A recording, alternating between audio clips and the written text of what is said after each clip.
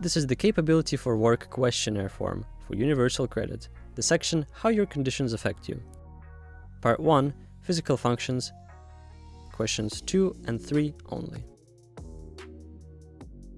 Only answer yes to the following questions if you can do the activity safely, to an acceptable standard, as often as you need to, and in a reasonable length of time. Question 2, about standing and sitting down.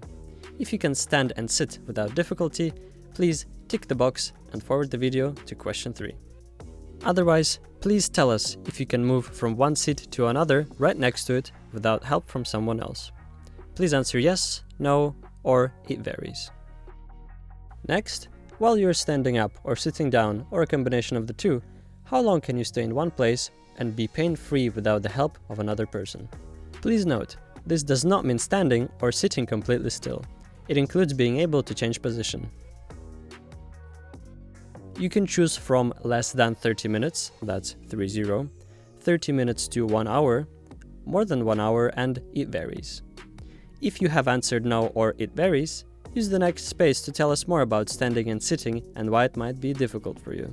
Please include how long can you sit for, how long can you stand for, and what might make sitting and or standing difficult for you. Next, question 3. If you can reach up with either of your arms without difficulty, please tick the box and go to question 4. You do not need to continue this video. Otherwise, can you lift at least one of your arms high enough to put something in the top pocket of a coat or a jacket while you're wearing it? Please choose from no, yes, or it varies.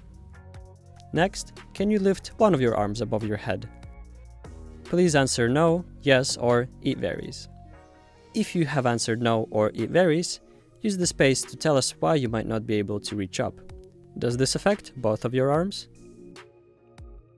If you need any further assistance with the completion of this form, please contact Dash on 020-8848-8319 or email them at info@dash.org.uk.